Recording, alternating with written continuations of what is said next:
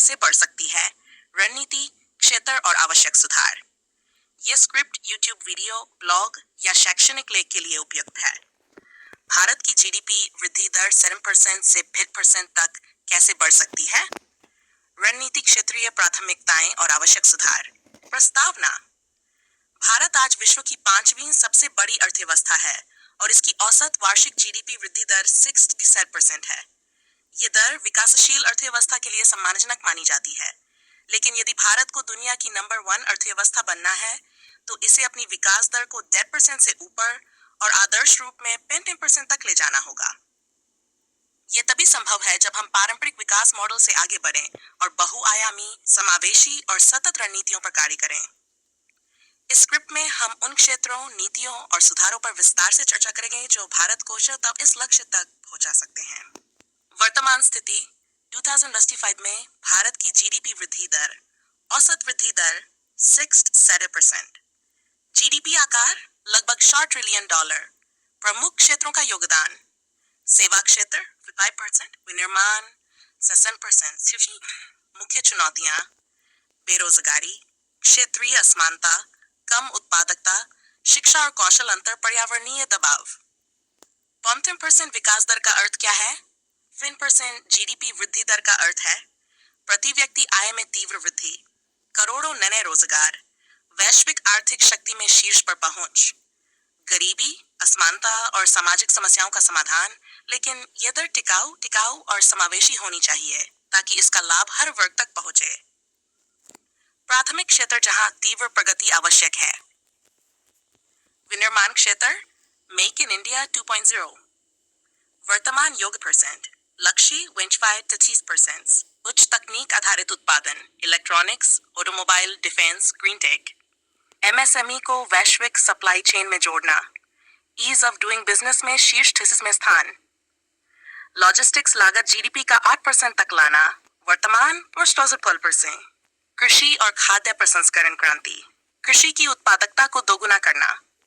Smart agriculture, AI, drone, सटीक कृषि, कृषि निर्यात बढ़ाना, फूड प्रोसेसिंग उद्योग को प्रोत्साहन। जल प्रबंधन, मृदा स्वास्थ्य और जैविक खेती पर बल। डिजिटल और इनोवेशन इकोनॉमी, जीडीपी में डिजिटल अर्थव्यवस्था का योगदान 10% से 15% करना। Startups, AI, blockchain, quantum computing में निवेश। डेटा सेंटर, 5G, 6G पर जोर। डिजिटल लेन देन को ग्रामीण अर्थव्यवस्था से जोड़ना। सेवा क्षेत्र को उच्च मूल्य श्रृंखला में ले जाना, बीपीओ से हटकर केपीओ और रिसर्च आधारित सेवाओं पर जोड़। पर्यटन, हेल्थ केयर और एजुकेशन एक्सपोर्ट का विस्तार। हरित ऊर्जा और पर्यावरणीय अर्थव्यवस्था, भारत को स्वच्छ ऊर्जा का वैश्विक हब बनाना। सौर, पवन और हाइड्रोजन ईंधन में निवेश। इलेक्ट्रिक वाहन उद्योग को बढ़ावा देना, ग्रीन टेक्नोलॉजी एक्सपोर्ट। रणनीतिक सुधार और नीतियां। नीतिगत सुधार, भूमि, श्रम और कर सुधार ताकि उद्योगों को प्रोत्साहन मिले। एकीकृत बाजार नीति, वन नेशन वन मार्केट। भ्रष्टाचार मुक्त शासन और पारदर्शिता। शिक्षा और कौशल विकास, स्कूली और उच्च शिक्षा में वैश्विक स्तर की गुणवत्ता। व्यावसायिक प्रशिक्षण और कौशल विकास को अनिवार्य बनाना। R&D पर जीडीपी का 3% खर्च। बुनियादी ढांचा विकास, world class road, port, airport और रेलवे। स्मार्ट सिटी और डिजिटल गांव, ग्रामीण भारत में बिजली, पानी, इंटरनेट की 10% पहुंच। वित्तीय समावेशन और एमएसएमई सशक्तिकरण, एमएसएमई को सस्ती फंडिंग और वैश्विक बाजार पहुंच। डिजिटल बैंकिंग और वित्तीय साक्षरता को बढ़ावा। विदेश व्यापार और निवेश, मुक्त व्यापार समझौते का विस्तार, ग्लोबल सप्लाई चेन में भारत की भागीदारी, विदेशों में भारतीय कंपनियों का निवेश। 5. लक्ष्य प्राप्त करने की समय सीमा, वर्ष अनुमानित जीडीपी विकास दर, अनुमानित जीडीपी आकार।